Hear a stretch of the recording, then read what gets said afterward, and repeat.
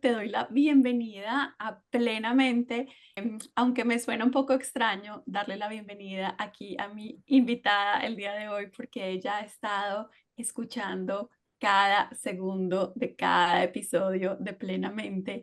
Andy Cuquier es mi invitada de hoy y ella es quien está tras bambalinas apoyándome, ayudándome, enseñándome, guiándome en todo este tema de la creación y producción de podcasts. Así que qué emoción tenerte a este lado de la pantalla, a este lado del micrófono, Andy, bienvenida.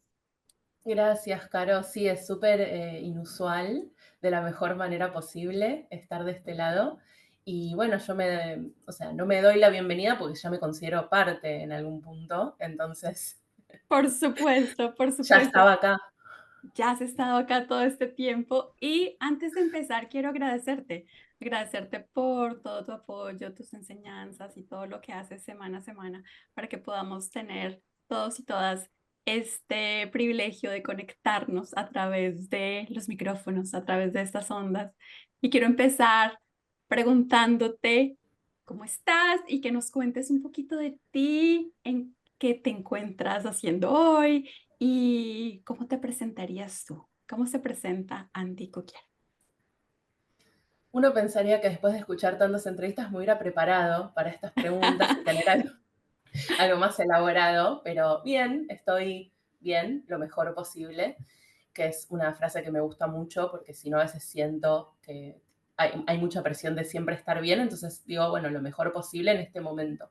Me gustaría preguntarte más acerca de cómo llegaste hasta aquí, cómo llegaste hasta el mundo del podcast y que nos cuentes sobre tu trayectoria profesional. Bueno, no me presenté, así que voy a aprovechar a hacer la presentación mientras hablamos de esto. Eh, bueno, yo voy a cumplir 40 años en 3 meses, que me tiene bastante para bien, dentro de todo, revolucionada, porque es una revolución en sí mismo. 4 décadas me parece un montón, pero está bien. Entonces, desde los 30 más o menos que trabajo freelance, un poquito, 32, 33. Claro, sí, a los 33 fue el último trabajo que tuve en relación de dependencia y desde ahí se dieron las circunstancias para que trabaje por mi cuenta y desde 2017 trabajo exclusivamente en todo lo que es contenido sonoro, que es principalmente podcast y también audiolibros, produciendo audiolibros. Así que bueno, es súper interesante, me gusta muchísimo, me da mucha variedad. Así que bueno, yo estudié producción de radio hace muchos años y nunca había podido ejercer. Entonces es algo que estudié, que me gustaba mucho, pero la vida me llevó por otros caminos y tuve que tener todo tipo de trabajo que ninguno estaba relacionado con eso, hasta que, bueno, finalmente las cosas se encaminaron y, bueno, confluyó. O sea, estoy contando como en un segundo la historia de toda mi vida, pero bueno, todo confluyó a que pudiera lograrlo por una circunstancia que en principio no fue grata, que fue ser despedida de un trabajo, pero que terminó en esto. Así que tengo muchas cosas para decir al respecto, pero en definitiva eso, como lo que en principio parecía algo malo, que lo fue, y algo triste que lo fue, sobre todo en las circunstancias en que se dio, confluyó en que yo ahora pueda vivir de esto y estar contenta. Ay, qué bien, después nos cuentas un poquito más sobre eso. En algún lugar, creo que fue en tu página web, leí que dijiste, mi vida cambió a los 37 años. Entonces siento que renací y que estoy hasta ahora en parvulitos, comenzando de nuevo. ¿Qué significa eso? ¿Qué pasó? Sí, eso probablemente o lo leíste en mi Instagram o lo conversamos, pero eso significa que a los 37 años, en plena pandemia 2021, confirmé una sospecha que tenía desde hace mucho tiempo, que estaba en el espectro autista, o sea, concretamente que soy autista. Eso es una neurodivergencia y una neurodivergencia hay muchas formas de describirlo, yo voy a usar una que es bastante gráfica y que mucha gente se puede relacionar, que es como que si los cables que uno tuviera en el cerebro están conectados de una manera diferente, entonces sensorialmente principalmente, las personas autistas procesamos la información y sobre todo la sensorial de otra forma. No sabría yo cuál es la forma que no es la mía, porque nací así, pero no lo supe hasta los 37. Entonces, bueno, te imaginarás. Eh, Cuéntanos todo. más, si no te importa, porque además de tu diagnóstico, decidiste crear un podcast Femiautista que se enfoca precisamente en este tema y que bueno, Andy tiene muchísimos otros podcasts, ya nos contarás sobre cada uno de ellos, pero Sí. profundicemos en este. ¿Qué te llevó a lanzar este proyecto personal después de un diagnóstico, algo tan profundo, tan personal, tan único y de lo que poco se habla en general? Y tú dijiste, voy a utilizar mis habilidades de producción sonora, mis habilidades de comunicación para hablar sobre este tema de una manera muy directa y tú te refieres a ello en primera persona. Cuéntanos más. Bueno, es que fue justamente, como decís, muy interesante. Mi caso es muy particular, así que cada persona autista o puntualmente cada mujer autista, y ahora explico por qué hago la distinción, tiene todo otro recorrido. ¿Qué pasa? Las mujeres autistas generalmente, la mayoría, nos enteramos, si es que nos enteramos, en la adultez. ¿Por qué? Porque a diferencia de los varones, en mujeres se manifiesta, o cuando digo mujeres o personas no binarias o disidencias, no sé, es como muy complejo el espectro de género, pero si lo vamos a dividir de forma binaria, las características o lo que la mayoría de la gente se imagina cuando piensa en la palabra autismo, autista y demás, es un cierto estereotipo de persona autista que conocemos que puede ser o una persona muy brillante para las matemáticas o para la ciencia, pero que bueno, habría que ver si no tiene habilidades emocionales, pero eso sería como lo que está como en lo que uno conoce y que generalmente se nota desde niños, hay muchas series al respecto, parodias, películas, digamos, eso es lo que, o cuando uno conoce una persona en su familia o en otra familia, como que generalmente está asociado a que tiene un interés especial muy fuerte por decir, los dinosaurios, los trenes, como estoy pensando como en todos los estereotipos y por qué fue que durante mucho tiempo yo ni siquiera podía pensar que era algo con lo que yo podía resonar. Partamos de esa base. Paralelamente a esto, yo desde chica fui a terapia. O sea, yo hice brevemente en la, no sé, entre los 7 y los 10 años, no sé exactamente, pero me habían llevado porque me costaba socializar en, bueno, en el colegio, en el club, no sé, no recuerdo tanto de esa época, pero sí lo que sentía era principalmente o que yo no me sentía a gusto. Entonces me pasaba eso, como que no encontraba un espacio. Entonces fui a terapia, me imagino que mi familia me habrá llevado para ver qué pasaba, cómo podía socializar. Y eso quedó ahí, o sea, no recuerdo mucho de ese proceso, pero bueno, quedó ahí por un tiempo y después a los 19 años, creo, o a los 18, claro, fue el primer año luego que terminé la secundaria, que tuve mi primer trabajo y también en ese momento ya estaba en pareja y todo. Un día fui a trabajar y tuve lo que podríamos decir, o yo en ese momento dije, o mucho tiempo se dijo de mí, que tuve un ataque de pánico o una crisis de pánico, que nuevamente cosas que cuando yo tenía 19 años tampoco era muy común. Ahora uno dice ataque de pánico, crisis de pánico, sobre todo después de la pandemia, como que mucha gente lo vivió que no lo había vivido antes, pero en ese momento era difícil de explicar, nadie sabía. Y bueno, ahí empecé de vuelta a terapia y ininterrumpidamente hasta que tuve el diagnóstico más o menos hice terapia, no con la misma persona, pero bueno, siempre hablando de esto, de no sentirme comprendida, de no entender cuál era mi lugar, de no encontrar mi identidad. Entonces, toda mi vida, lo que sí es el hilo conductor de mi vida y lo que me lleva a hacer este podcast, todos los que hice, todos los que haré y todo lo que hago, es primero encontrar y definir mi identidad y ahora que la sé, poder transmitirla y ser lo más yo posible, que parece tal vez una obviedad, pero mucha gente, por lo que fuera, no tiene la posibilidad de ser lo más ella misma o el mismo posible. ¿Y qué nos quieres comunicar a través de ese podcast? ¿Cuál sería como tu mensaje principal para las personas o bien que también han sido diagnosticadas o para quienes los rodean?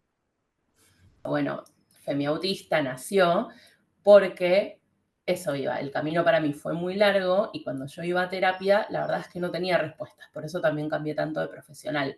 Las respuestas siempre eran como muy ambiguas y obviamente va a haber un montón de tipos de profesionales, así que lo que voy a decir solo aplica para mi experiencia, pero sé que es común para otras mujeres autistas. Generalmente el psicoanálisis se suele caracterizar porque no quiere dar un diagnóstico, por considerar que si uno le da un diagnóstico a una persona, es una etiqueta. Entonces, en mi caso me perjudicó. A otra persona le puede servir para crecer y no sentirse atada. En mi caso me perjudicó porque quiere decir que nadie lograba con todas mis características entender que en mi caso era neurodivergente. Entonces, como ese camino fue muy largo y muy arduo, yo no tenía forma como de eso, de volver a mí, de tener mi propia identidad porque no sabía quién era y tampoco encontraba personas que les estuviera pasando lo mismo. Por eso hago la diferencia entre varones y mujeres. Entonces, yo tenía personas, bueno, no mi familia, pero mi círculo cercano o amigos entonces, pero siempre me interesaba el tema. Cuando hablaban de personas autistas había algo ahí que yo no sabía qué, pero como que decía, bueno, esto me resuena, pero no puede ser nunca porque no comparto nada, por lo menos aparentemente o visiblemente, con las características que tienen estas personas. Entonces, 4 o 5 años antes del diagnóstico, no recuerdo exactamente, pero ya veía documentales, leía, y ahí empezaba a leer las primeras notas o videos sobre mujeres autistas. Y cada vez que veía una, me quebraba, me quebraba en llanto o me empezaba a relacionar. Entonces, con el tiempo me doy cuenta que, claro, al no tener como modelos para ver o personas de mi edad, ni hablar personas de mi edad actual, en ese momento tendría 30 por ahí. Entonces, cuando finalmente tuve el diagnóstico, sentí como la responsabilidad, no de cubrir ese espacio porque sería muy arrogante, pero sentí la responsabilidad de darle a la gente que estuviera perdida una mínima brújula, que en todo caso es la mía. Alguien puede escuchar mi historia y no sentirse relacionada, pero muchas mujeres autistas o neurodivergentes, porque hay distintas neurodivergencias, que me escuchan y también lo descubrieron en la edad adulta, incluso me escriben personas de 50, 60 años que ahora tienen el diagnóstico, imagínate. Entonces todas me suelen decir que comparten la experiencia. Entonces hay algo de eso colectivo que las redes sociales habilitaron. Y en mi caso, bueno, yo hago podcast. Tal vez si fuera una persona que filma videos o que dibuja o que hace artes plásticas o lo que fuera, supongo, quiero pensar que lo hubiera expresado por ahí. En mi caso, mi medio es la comunicación. Siempre escribí, no porque fuera escritora, pero no sé, yo era la típica persona que escribía un posteo de Facebook por un día alusivo o lo que fuera y tenía muchísimos comentarios de gente que no conocía y la gente lo compartía. No sé si necesariamente era tan buena la escritura, pero sí era muy real y muy cruda. Y eso interpelaba a mucha gente. Entonces ahí, con el tiempo, entendí que mis habilidades eran de alguna manera convocar, conmover, o sea, suena arrogante lo que estoy diciendo, pero en algún punto me pasaba eso, pero porque me lo decían, no es que yo me creía eso, sino que me escribía gente que yo no conocía en mi Facebook. Tal vez ahora con el tema de influencers y tal puede ser más, no sé, normal que una persona que no te conozca te diga, Caro, estoy siguiendo tu Instagram, me representa esto, te admiro y cosas así, que es muy lindo, pero hace muchos años no era algo habitual. Entonces de repente yo tenía, no sé, 4.000, 5.000 amigos en Facebook, que era como otra cosa, y de gente que no me conocía, y en un momento como que me empezó a pesar eso, para bien y para mal, porque dije, bueno, si tanta gente lo lee, bueno, entonces todo eso entonces escribí cosas, después eso terminó como que mi carrera, por suerte, pude encontrar en un momento tuve un trabajo que fue el último que tuve en relación de dependencia, de escribir en una revista, entonces eso me acomodó un poco la forma de escribir. Hice tareas periodísticas, aunque no estudié periodismo. Y bueno, como yo había estudiado radio y me gustaba mucho escuchar radio, no había podcast en ese momento, todo terminó inevitablemente la serendipia llevándome hacia ahí. La serendipia trayéndote hasta acá. Qué bien, gracias por la historia. Quisiera hacerte una pregunta más sobre el tema de neurodivergencia, dado que creo que tenemos que aprender muchísimo, me incluyo, en todo lo que significa y la manera en la que puede impactar a una persona. Volviendo a la pregunta que te hice, dijiste, siento que a mis 37 años, después de este diagnóstico, fui otra persona, volví a nacer. Cuéntanos de qué manera las personas cercanas, las personas aliadas a otras que han sido diagnosticadas, que son parte del grupo de personas autistas o que están en el espectro o que tienen otro tipo de neurodivergencia, ¿de qué manera podemos apoyar a las personas frente a un diagnóstico? ¿Por qué ese punto fue tan crucial en tu vida? ¿Y qué le pedirías o qué le recomendarías a las personas que en ese momento te rodeaban o que en este momento están rodeando a otra con un diagnóstico? ¿Qué les recomendarías que se puede hacer? ¿De qué manera impacta a nivel profundo a un ser humano algo así? Wow, la pregunta es muy profunda, voy a tratar de ser sintética. Em, Brevemente, yo siento que me cambió la vida. En algún punto soy la misma persona y en algún punto soy una persona nueva. Entonces, hago el paralelismo que en este caso, que ya van a ser 3 años, ahora fin de año, me siento como una persona de 40, pero también como una persona de 3 años. Y las dos personas forman parte de mí.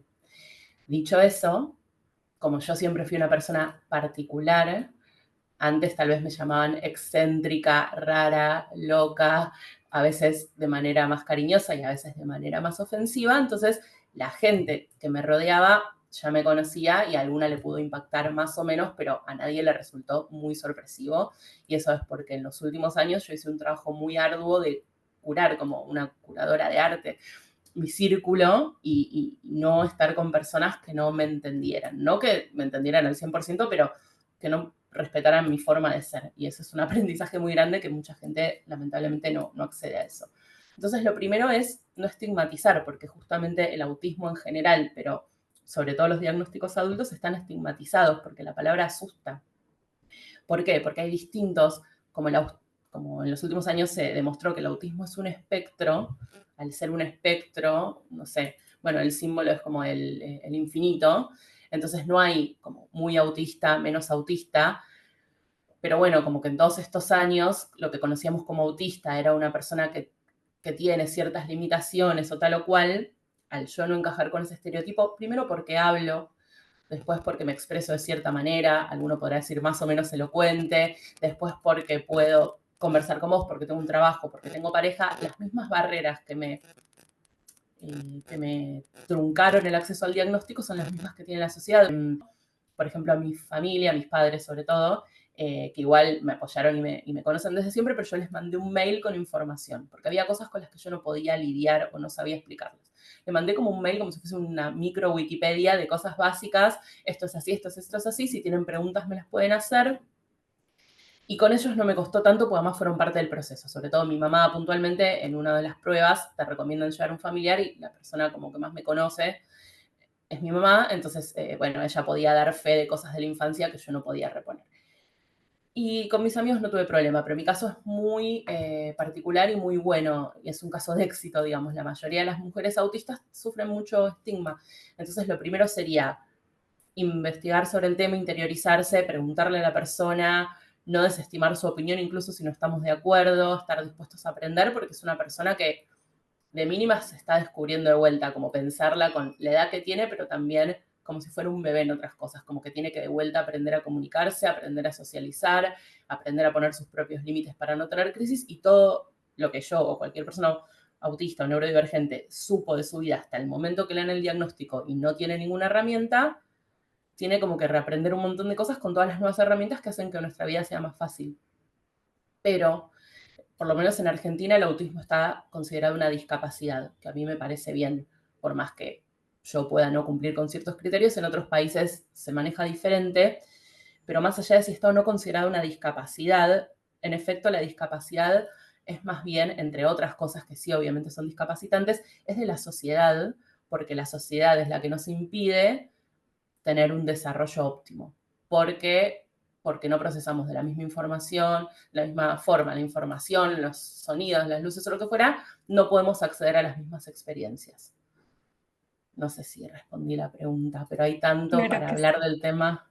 Hay tanto para hablar del tema que por supuesto recomendamos tu podcast Femiautista para las personas en las que quieran profundizar en este tema. Gracias por compartir tu experiencia.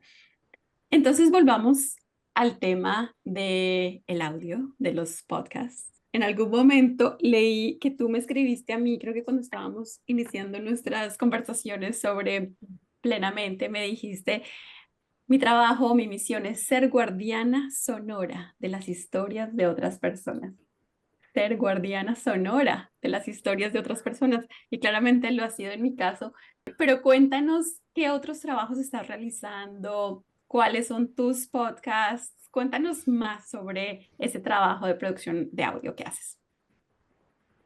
Bueno, primero decir, porque claro, si gente que no me conozca o que no teníamos el vínculo que nosotras teníamos, suena un poco arrogante, ¿verdad? Pero para mí es muy importante el audio. Yo cuando una persona me llama para trabajar, trabajo lo mismo si es para una super empresa o si es una pequeña emprendedora o si es una persona que lo hace solo por hobby porque tiene ganas de contar una historia. Así que para mí es sagrado cómo A mí no me sonó suena. arrogante, me sonó Ah, precioso, me sonó como la dedicación, el esfuerzo, el entusiasmo que le pones para ser, como para cuidar, me sonó más a cuidar con amor esas sí. historias de las personas, lo que ellos y ellas quieren compartir. Sí, porque para mí es muy valioso que cada persona pueda desarrollar su voz propia y después cada persona tiene los elementos que tiene, entonces siempre lo que hablo sin importar la persona con la que trabajo es, bueno, con qué elementos contamos y a partir de ahí mi promesa es hacer lo mejor posible con esto. Después si se puede mejorar o hacer una inversión o lo que fuera, mejor, pero si no, con lo que tenés vamos a hacer la mejor cosa posible. Y me preguntabas en qué proyectos estaba trabajando. Bueno, al ser freelance, lo lindo y lo divertido es que todo el tiempo tengo nuevos proyectos. Entonces, por ejemplo, esta semana se estrenaron 3 o 4 cosas que estuve produciendo hace meses, porque también hay algunos podcasts que el proceso es más largo y algunos en que de repente tenemos 1 o 2 sesiones y la persona ya se sienta con un micrófono a grabar. Entonces depende del proceso. Entonces, los temas son muy diversos. Uno que se estrenó hace poco, se está por estrenar, es sobre maternidad y mujeres que no lograron reincorporarse al trabajo luego de haber tenido hijos y carreras, digamos, tenían carreras exitosas y ascendentes, tuvieron el periodo de licencia de maternidad y luego no pudieron reincorporarse por distintos motivos. Así que esa temática me pareció súper interesante. Otro es un documental sonoro sobre procesos comunicacionales que acompañaron crisis políticas. Nada que ver, me encanta también. Después otro sobre UX, User Experience y chatbots. Eh, esos son los últimos. Bueno, y después tengo muchos que son, como vos, mujeres que tienen ganas de contar distintas historias y cada una con su profesión, ¿no? Hay una chica que tiene una empresa y le gusta organizar, bueno, placares, espacios y demás. Ese lo hicimos el año pasado, pero bueno, realmente es como que todos los años hago más o menos 10 o 15 nuevos y después en el año también acompaño podcasts que de repente, o sea, yo hago distintos tipos de trabajo. Uno es el asesoramiento, que podemos tener un encuentro o presencial o virtual en el caso que no vivan en Buenos Aires, donde vivo yo, en donde las asesoro. Bueno, tengo esta idea, no sé qué hacer, no sé qué micrófono comprar, tengo este presupuesto, no sé qué música poner. Y hay gente que solo con eso ya no necesita más de mi acompañamiento y sigue sola y está buenísimo. Después tengo personas que hacen eso y luego quieren trabajar en otros puntos, como en tu caso vos necesitabas la edición. Y otras personas, además de la edición, pueden necesitar el guión y otras personas también pueden necesitar todo entero y que solamente quieren grabar, dármelo a mí, que yo se lo suba a Spotify, bueno, en fin. Entonces, en todos los procesos, desde asesorar hasta publicar, hago absolutamente todo en el medio. Entonces tengo podcast que acompaño hace muchos años porque de repente me confiaron la edición y cada vez que hacen una temporada trabajamos juntas y otros que son proyectos de 1 o 2 veces o un podcast, hay personas que quieren hacer un podcast de 3 episodios para contar una cosa puntual y listo. Entonces es tan variado y tan lindo que bueno, me encanta. Me encanta cómo lo describes también. Y estaba reflexionando sobre tu trayectoria, como que cuando estudiaste radio, cuando estudiaste comunicación, que nos íbamos a imaginar que el formato en el que ibas a terminar trabajando tanto tiempo, porque no sabemos lo que viene en el futuro, se llamaba podcast. O sea, como que ni la palabra existía y me hace reflexionar sobre lo que vendrá, ¿no? A veces nos enfocamos tanto en la carrera, lo que tengo que estudiar, porque eso define mi vida para el resto de mis días, que en realidad no tenemos ni idea lo que viene en el futuro, los nuevos formatos, las nuevas expresiones que nos permitirán compartir nuestro mensaje, cumplir nuestro propósito, servir, acompañar a otras personas, trabajar. En fin, una reflexión pequeñita mientras me hablabas sobre tus podcasts. Y también estás haciendo trabajo de audiolibros. Si no estoy mal, me mencionaste que trabajabas con Penguin Random House en la creación de audiolibros. Háblanos sobre eso, por favor. Sí, eso es muy lindo. Desde 2020 que sí, produzco, soy parte de la producción de Penguin Random House el grupo editorial, bueno, yo estoy acá en Argentina y, bueno, es un equipo grande, entonces parte de mi trabajo es acompañar en toda la parte de la producción. Entonces, bueno, depende del audiolibro, tiene distintos procesos que acompaño también. Fantástico. Estoy segura que en este momento alguien que nos esté viendo o nos esté escuchando ha considerado en su vida lanzarse al tema de crear algún audiolibro o crear contenido en audio, crear su propio podcast. Yo en mi primer episodio les conté todo el miedo que tuve para lanzarme, todo lo que lo pospuse, incluyendo conversaciones con Andy.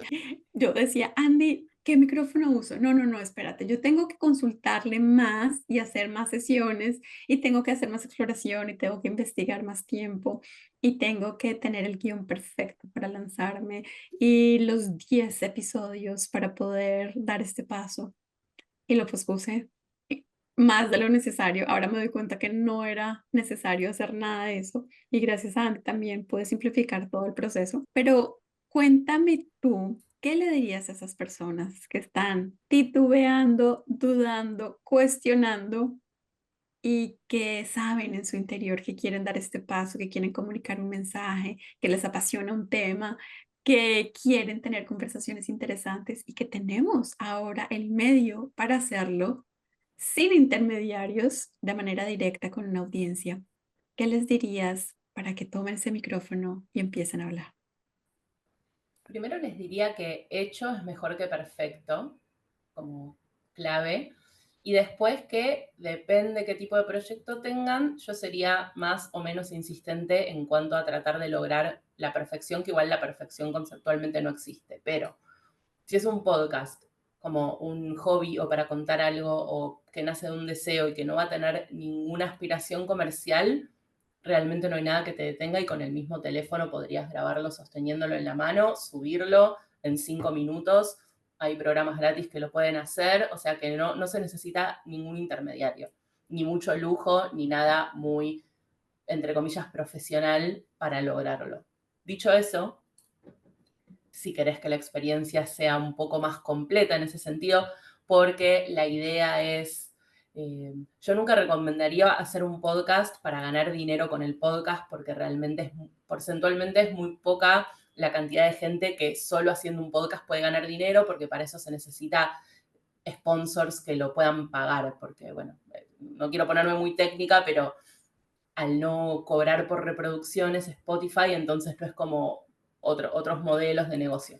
Entonces yo siempre digo de usar el podcast como una ventana, como si tuviéramos un local, una vidriera, entonces para mostrar lo que hacemos, para conectar de otra manera con las personas y para llegar a un público que no nos conocía.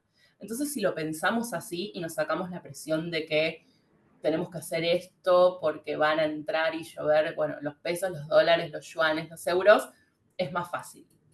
Incluso si lo quiere hacer una marca, o sea, yo esto le digo lo mismo, una persona que está en su casa, una persona que tiene un emprendimiento o una marca grande. Yo siempre recomiendo pensarlo como algo cualitativo, no cuantitativo. No estar obsesionado con cuánta gente me va a escuchar, si voy a estar en el top 5, si va a pasar esto o lo otro. Buscar la calidad la mayor posible dentro del presupuesto de cada uno. Por supuesto que siempre es mejor tener un micrófono, auriculares y un buen setting, o si se puede grabar en un estudio, o si se va a hacer un video podcast, una cámara, todas esas cosas. Sí, estamos hablando del ideal, pero como digo, se puede hacer directamente solo con el celular en la mano y el contenido, si es bueno, solamente tiene lugar para crecer. Si invertís un montón de dinero en un montón de elementos y el contenido no es tan bueno, sí, al principio la vista va a ser mejor, pero no va a tener tanto crecimiento porque en definitiva la gente va a entrar y va a decir qué bien se escucha, qué bien se ve, cómo suena esto y qué profesional el diseño gráfico de la portada, pero si no le interesa, a los 2 minutos lo apaga, lo cambia o no pasa el primer episodio. Entonces, un balance. Y como todo en la vida, salvo que la persona que lo haga tenga conocimientos de periodismo, de narración, locución, es imposible que salga bien la primera vez. Entonces son presiones que uno se tiene que sacar. Pero eso no significa que no sea bueno porque es imposible que salga perfecto. Entonces, por suerte, si es solo audio, se puede editar todo, entonces se puede grabar y volver a grabar la cantidad de veces que sea necesario.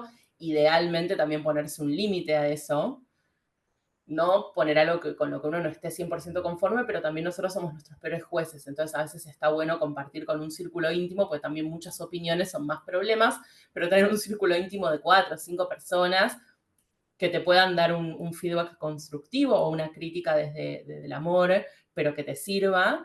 Pero después, eso, hacerlo y la práctica hace al maestro y tampoco tenemos que perfeccionar y dominar la técnica del podcast. Muchos podcasts muy exitosos empezaron grabando desde un armario o sin micrófono o con un micrófono malo y hoy los escucha mucha gente, pero nuevamente, como todo en la vida, no sé, si yo no hago audiovisual, hago solo audio, pero si yo ahora quisiera hacer un streaming, bueno, no puedo pretender ser como el que tiene 4 millones de vistas. Tengo que entender que al principio me va a escuchar mi madre, mi padre, mis 10 amigos, mis 3 colegas, y de ahí, de a poco y con tiempo, paciencia y perseverancia, y solamente estando ahí, si el producto es bueno, se va construyendo una comunidad. Y por eso digo que es cualitativo. Cuando la comunidad está, la comunidad puede desde compartirlo porque genuinamente le gusta, proponer ideas que hagan que el intercambio, no sé, por ejemplo, uno le puede preguntar a su público qué es lo que más te gusta de los episodios, qué piensas de la duración, te gusta más esta música o la otra, no sé, con todas las personas que acompaño, veo que hacen estas cosas y les va muy bien, hasta eventualmente se puede juntar una comunidad, por lo menos, no sé, en otros países, pero en Argentina muchos proyectos audiovisuales actualmente se financian por colaboraciones mensuales o de única vez de la comunidad. Obviamente que si nos escuchan 13 personas, bueno, no vamos a poder vivir de eso.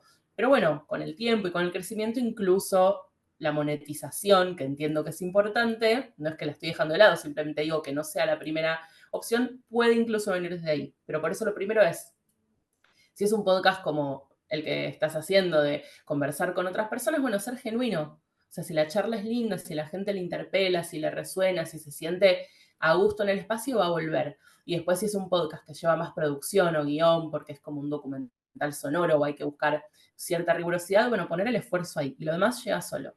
En la medida que se pueda tercerizar algún servicio, para aliarte primero mentalmente de no tener que hacer todos, va a ser bueno para vos. Entonces, el primer paso es hacerlo, no hay escapatoria. Si no lo haces, no vas a saber cómo te va a ir.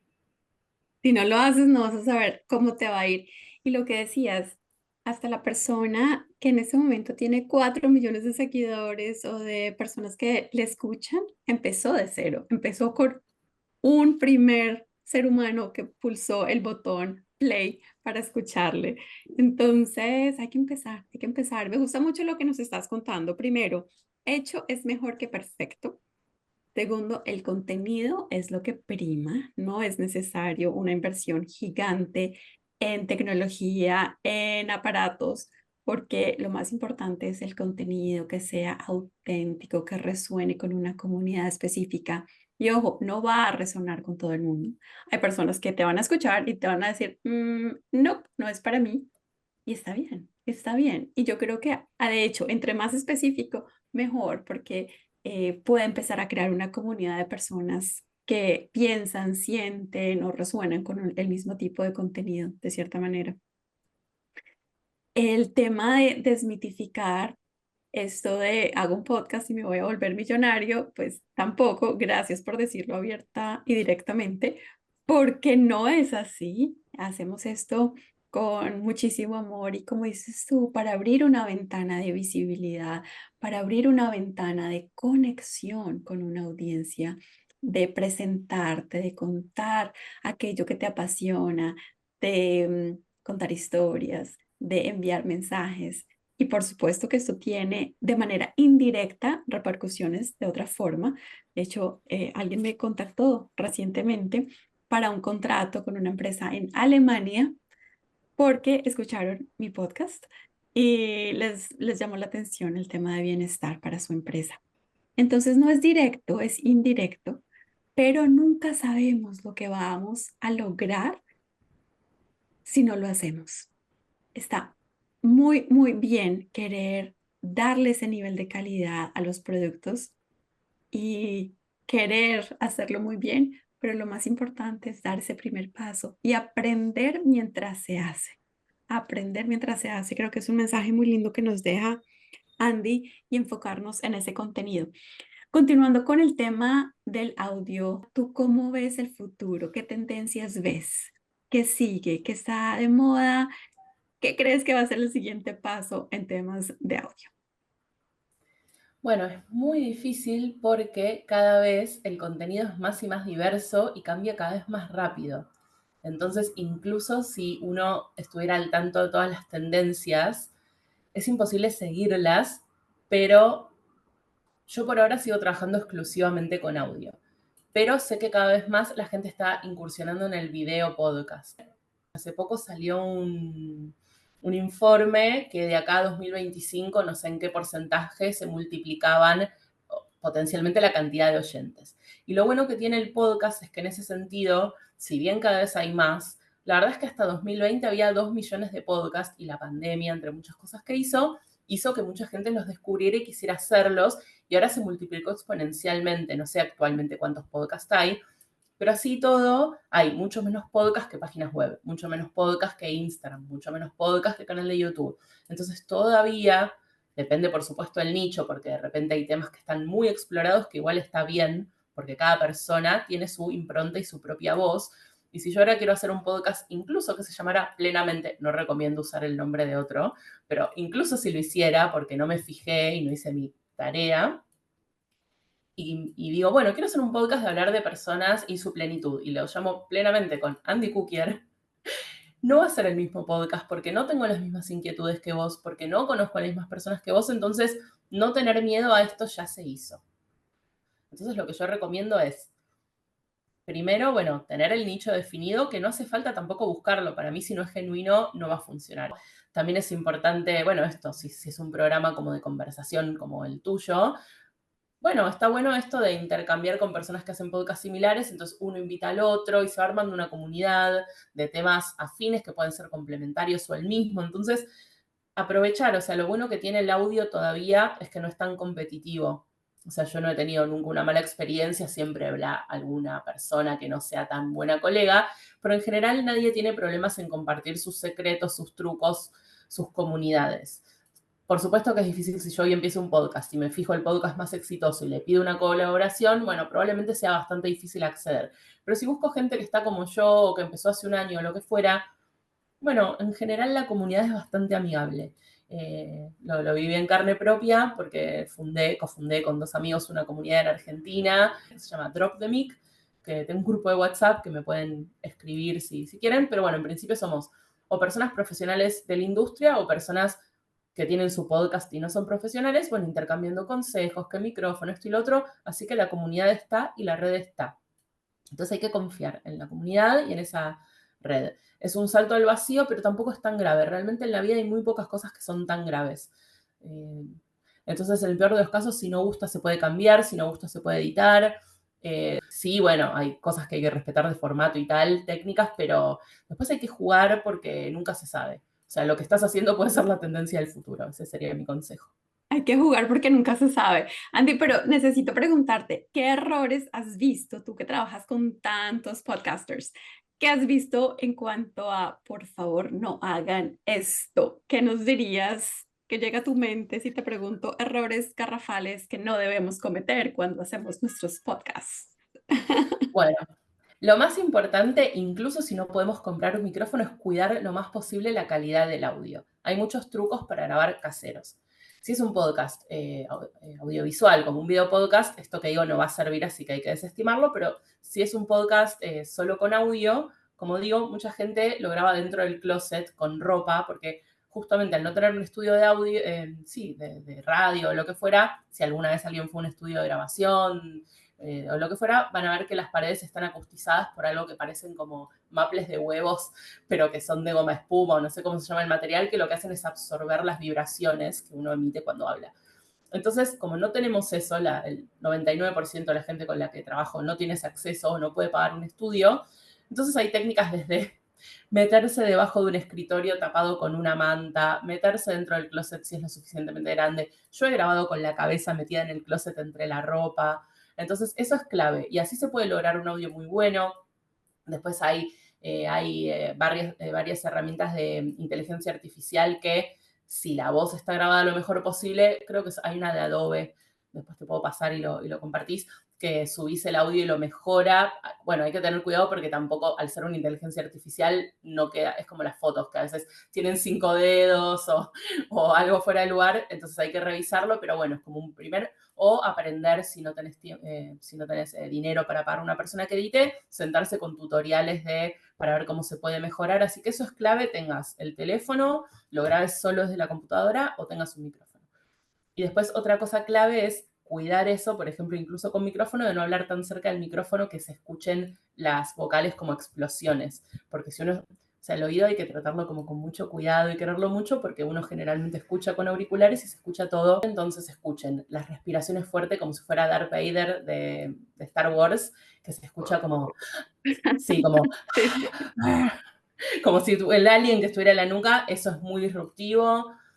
Las personas cuando hablamos, por supuesto, como que hay ruidos de la boca, pero son desagradables para el oyente que los escucha, como chasquidos de la lengua.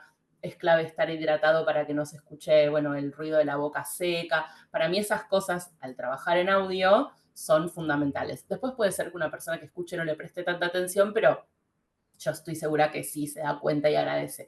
Entonces, una mínima edición, aunque no sea súper artística, de cuidar eso. La gente a veces tiene muchas muletillas al hablar, que está bien, no, para mí en general no es tanto problema, pero hay personas que de repente dicen mucho la misma muletilla y eso también se puede sacar, como eso es lo que recomiendo. Y después, sí, tener cuidado sobre todo para mí, por el trabajo que hago, lo más importante, bueno, es el sonido, pero a la misma vez el contenido, como no hagan un tema solo porque está de moda, si no les interesa, no saben nada. Traten de no hacer nada que no sea genuino, pero por ustedes, porque le van a dedicar mucho tiempo a un podcast. Eh, no sé, si se me ocurre alguna otra te digo, pero sí, principalmente cuidar esas cositas. Los detallitos, es un trabajo de mucho cuidado. Recuerdo que una de mis invitadas tenía pulseras y se movía muchísimo y al moverse generaba ruido con las pulseras. Yo no me di cuenta durante la grabación y por supuesto después se escuchaba, así que ahora estoy más pendiente de eso, pero se dan cuenta que uno va aprendiendo a medida que lo va haciendo. Así que bueno, gracias por esas Así, recomendaciones. pero así como digo esto, que es también para ser justa, lo que te dije es, esto está bueno para el futuro, pero la verdad es que la charla es tan linda que nadie va a dejar, Ujú. salvo que tuvieras un problema auditivo, no sé, si hay una persona que tiene una sensibilidad auditiva, tal vez no lo escuche, pero es una en pocas. Nadie va a decir, me interesa mucho la charla, pero uy, suena una pulsera o el ruido de la silla. Estamos hablando como de buscar la mejor experiencia posible para la persona que nos escucha, pero no sé si es esto, vos ahora lo sabes y probablemente no te vuelva a pasar. Pero bueno, a veces si el audio no es óptimo, bueno, igual se hace porque es de valor. Ahora si se escuchan, justo, no sé, 10 ambulancias de fondo, una comparsa, bueno, ahí yo diría grabarlo de vuelta, pero si no es muy grave, seguir. ¿Cuáles tus herramientas favoritas para trabajar? Ya sea en temas de audio, promoción, publicidad, ¿qué herramientas nos recomiendas? Para editar hay varias herramientas que son sencillas, digo, no necesariamente las que yo use, pero las que sé que son sencillas para alguien que esté empezando. Por ejemplo, las personas que tienen Mac, ya viene una que viene por default que se llama GarageBand, que es un editor sencillo pero bastante bueno. Y también uno que se llama Audacity, que está para Mac y bueno, para Windows. Así que eso es bien sencillo para empezar a tener alguna noción de edición y para... Eso está bueno. Después, micrófonos, no buscaría uno que sea súper profesional, salvo que seamos personas profesionales o que nos sirva para amortizar ese costo porque damos clases online u otras cosas. Así que buscaría uno que tenga buenas reseñas en internet. Hay una gama más económica, por ejemplo, como el que tengo yo ahora, que se llama, la marca se llama Blue, entonces está como el entry level, que es el Yeti, que es más chiquito, después hay uno que es más grande. Este, por ejemplo, el que tengo yo está bueno porque ahora estoy hablando con Caro y lo puedo poner y sacar con el auricular, no lo, o sea, si tuviera un estudio lo tendría otro más profesional tal vez colgado, pero bueno, con uno así está bien. Hay gente que usa micrófono corbatero, que son, bueno, no sé si se llama corbatero en otros países, pero los que se ponen en la solapa, con eso hay que tener cuidado que no roce, pero puede ser bueno. Como buscaría esas cosas. Hay tips que doy que están buenos. Por ejemplo, Caro tiene, supongo que esto se vio porque ya a veces sube los videos, algo que se llama es un filtro pop-up que es justamente para evitar que las consonantes exploten, y eso se puede hacer, claro, el de Caro es súper profesional, pero si todavía no sabes dónde conseguirlo, o todavía no lo pudiste comprar, se puede hacer con una pantimedia, se dice, porque en argentino Sí, se dice medivacha y es muy gracioso, pero como con una pantimedia, poniendo como con esa tela de lycra, con una percha o con un alambre y se puede hacer casero. O sea, buscarle la vuelta porque es divertido y se puede hacer así. qué buena idea, divertidísimo, claro, Sí, un pantyhose, en Colombia le decimos medias pantyhose. veladas, sí. Bueno, viste, cada país tiene lo suyo. Bueno, eso es como do it yourself. Y después buscar siempre, esto es clave, claro, no dije esto y es clave, cosas que no hacer, no usar música sin copyright porque te vas a meter en problemas Ay, sí. legales. Entonces hay que buscar páginas, hay muchas, no me acuerdo ahora, pero después te puedo pasar algunas para que compartas, no me acuerdo ahora de memoria, pero música que diga música sin copyright y en efecto fijarse después que lo sea, no solo porque lo diga, porque a veces hay personas que ceden su material pero a cambio de una mención, que no te piden un pago, pero tenés que decir, esta música es de tal persona, que me parece justo, la verdad, ya que estamos usando su música gratis, pero bueno, eso es clave, eso es un error que no deberían cometer porque el algoritmo, sobre todo de Spotify, si lo detecta, en el mejor de los casos te da una advertencia para que reemplaces la música y lo vuelvas a subir. En el peor de los casos no te avisa y te da de baja todo el canal sí. Entonces, y en el ultimísimo peor de los casos, no sé, si usas un tema, qué sé yo, de Sony, Universal o lo que fuera y no les gusta, te pueden hacer una demanda. Bueno, no conozco tanto ese caso tan extremo, pero sí este caso que de repente Spotify te baje el contenido y te penalice eso, quitándote el canal. Entonces tal vez tenés un esfuerzo de muchos años, bueno, por una pavada que se puede evitar. Así que eso, mis herramientas preferidas son esas, la música sin copyright. Y Mm. después, una que no se encuentra en ningún lado, pero es con tiempo y paciencia, es el oído, porque yo que trabajo de esto, para mí elegir la música es muy especial. Entonces tomarse 1 horita, 2 horas para seleccionar cuál es la mejor para tu proyecto. Me encanta esa última herramienta porque además es muy única, muy alineada con quién eres, con tus habilidades y con tu propósito. Lo cual me lleva a la siguiente pregunta, Andy, ¿qué significa vida en propósito para ti? Para mí, el propósito es la identidad. Para mí es muy fuerte estar alineado con la identidad de cada uno y es un trabajo de toda la vida. Si bien yo ya encontré quién era, bueno, ahora tengo que desarrollarlo. Entonces, eso, me parece como que el trabajo de toda mi vida va a ser estar lo más alineada a mi identidad posible, entendiendo que va a cambiar una y otra vez. Tu vida en propósito es ser auténtica con tu identidad, es como el mensaje que me queda, que nosotros no tengamos que ajustarnos a la vida, sino que las situaciones se puedan ajustar a nuestras necesidades, a nuestras preferencias, dentro de lo que se puede, dentro de lo que se permite, pero sí cuestionando, como lo has hecho tú, esas normas impuestas de la sociedad y esos patrones y esas cajas en las que usualmente creemos que debemos encajar. Andy, una última pregunta que estoy haciéndole a mis invitados e invitadas en esta temporada, que es, y a ti te queda muy bien de hecho, que es si tuvieras un micrófono, si tuvieras un megáfono, si tuvieras un solo mensaje que darle al resto del mundo, ¿cuál sería? La vida es muy corta para no ser quien verdaderamente crees que sos en este momento. La vida es muy corta para no ser auténticos, auténticas. Claro que sí. Y tú lo estás haciendo, eres un ejemplo de eso. Así que muchísimas gracias por este tiempo, por este espacio, por todo lo que compartes, por tu experiencia de vida y por ayudarnos a tantas personas a compartir nuestros mensajes y nuestras voces.